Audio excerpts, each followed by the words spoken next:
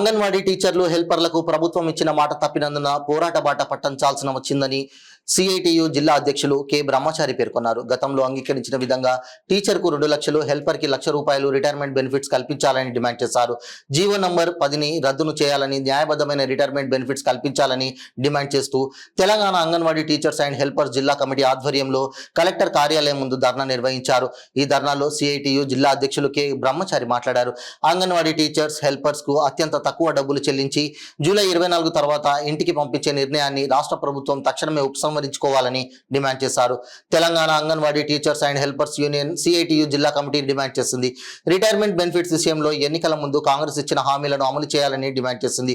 ముఖ్యమంత్రి రేవంత్ రెడ్డి, మంత్రి సీతక్క టీచర్కు 2 లక్షల, హెల్పర్లు ₹1,00,000 రిటైర్మెంట్ బెనిఫిట్స్ ఇస్తామని వాగ్దానం చేశారని, ఇచ్చిన మాట నిలబెట్టుకోకపోతే పోరాటం తప్పదని సిఐటియు పేర్కొంది. రాష్ట్ర ప్రభుత్వం ఏకపక్షంగా సర్కులర్ ఇచ్చి 65 సంవత్సరాలు నిండిన వారిని బలవంతంగా ఇంటికి పంపించే కార్యక్రమాన్ని నిరసిస్తూ Telangana anganwadi teachers and helpers union CITU ఆధ్వర్యంలో జిల్లా కలెక్టర్కి వినతి పత్రం అందజేయడం జరిగింది. ఈ ధర్నా కార్యక్రమంలో Telangana anganwadi teachers and helpers union జిల్లా అధ్యక్షురాలు ఈ సంఘం వెంకటమ్మ, సిఐటియు జిల్లా సహాయ కార్యదర్శి K Satya, anganwadi teachers and helpers union రాష్ట్ర కమిటీ సభ్యురాలు ఎం విజయశీల, వీరభద్రమ్మ, జిల్లా నాయకురాలు పాయం రాధాకుమారి, మరియా, సూరమ్మ, కృష్ణవేణి, సారమ్మ, లలిత, నాగమణి, భాను, రాధా, హేమలత, కళ్యాణి, అనసూయ, కళావతి, సావిత్రి తదితరులు పాల్గొన్నారు.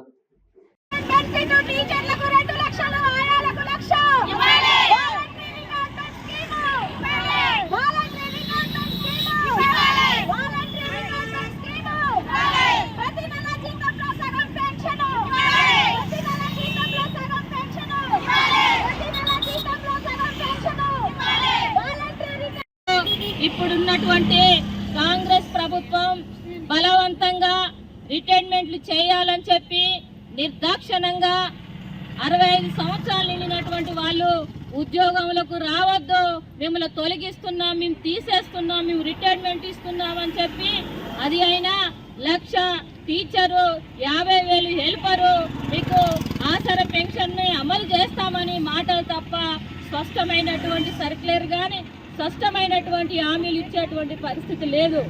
అంతేకాదు గతంలో సమ్మె కాలంలో మేము హామీ ఉన్నటువంటి ఇప్పుడున్నటువంటి మంత్రి సీతక్క, ఆనాడున్నటువంటి మంత్రి సత్యవతి రాథోడ్ వీళ్ళు కూడా రిటైర్మెంట్గా అంగన్వాడీలకు టీచర్స్కు 2 లక్షలు, హెల్పర్స్కు 1,00,000 ఇస్తాము, అట్లాగే పెన్షన్ ఇచ్చేటువంటి ప్రభుత్వాలు ఇప్పుడు రిటైర్మెంట్ అయ్యేటువంటి అంగన్వాడీలకు, హెల్పర్లు, టీచర్స్కు ఎందుకు వస్తున్న జీతంలో సగం పెన్షన్ ₹5,000, ₹6,000 ఇవ్వరని చెప్పేసి మేము అడుగుతా ఉన్నాం. అట్లాంటి ఆసరా పెన్షన్ అంటున్నారు, అందులో స్పష్టత లేదు. ఈ రోజు ఈ మంత్రి, ఈ కాంగ్రెస్ గవర్నమెంట్ గెలిస్తే మేమెంతో ఆశపడ్డాం, కొత్తగా వచ్చినటువంటి కాంగ్రెస్ గవర్నమెంట్ మా గురించి పట్టించుకుంటది, మా సమస్యలు పరిష్కరిస్తుంది అని చెప్పి మేము ఎంతో ఆశపడ్డాం. కానీ ఆశలన్నీ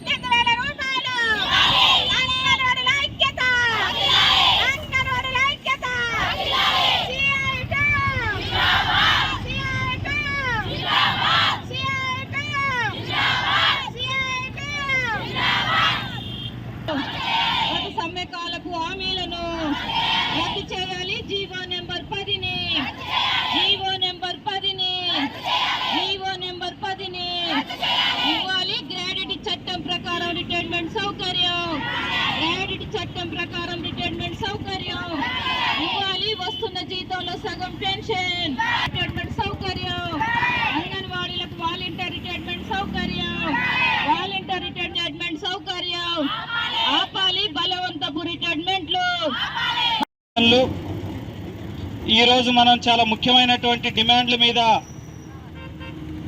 ధర్నా కార్యక్రమానికి మన జిల్లా కమిటీ పిలిపించింది.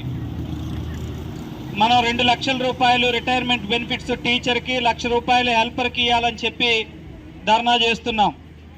వాస్తవానికి ఇది మన డిమాండ్ కాదు. మన డిమాండ్ సుప్రీంకోర్టు ఏదైతే అంగన్వాడీ టీచర్లకి, హెల్పర్లకి గ్రాట్యుటీ చట్టాన్ని అమలు చేసి గ్రాట్యుటీ చట్టం ప్రకారం రిటైర్మెంట్ బెనిఫిట్స్ కల్పించండి అని చెప్పి సుప్రీంకోర్టు తీర్పు ఇచ్చింది. ఆ తీర్పుని అమలు చేయాలి అని చెప్పి గత అసెంబ్లీ ఎన్నికల ముందు రాష్ట్ర వ్యాప్తంగా మన సిఐటి ఆధ్వర్యంలో ఇతర సంఘాలన్నింటినీ కలుపుకొని 24 రోజుల పాటు సమ్మె చేశామా చేయలేదా? ఎందుకు చేశాం సమ్మె? సమ్మె చేసింది సుప్రీంకోర్టు తీర్పును అమలు చేయమని చెప్పి, గ్రాట్యుటీ చట్టాన్ని అమలు చేయమని చెప్పి సమ్మె చేశాం.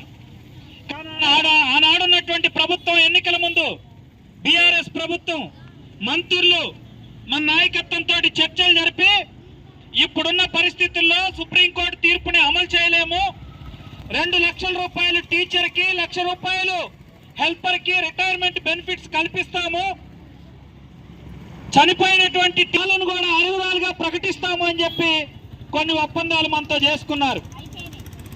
ఆ చేసిన ఒప్పందం ప్రకారం మనం సమ్మెలో ఏ డిమాండ్ అయితే విరమించండి అని చెప్పని ప్రభుత్వం చెబితే, మనం సమ్మెలో ఉన్నప్పుడు ఈ రోజు అధికారంలో ఉన్నటువంటి కాంగ్రెస్ పార్టీ, ఇప్పుడు ముఖ్యమంత్రిగా ఉన్న రేవంత్ రెడ్డి గారు ఆనాడు ప్రతిపక్ష నాయకుడు చెప్పారు.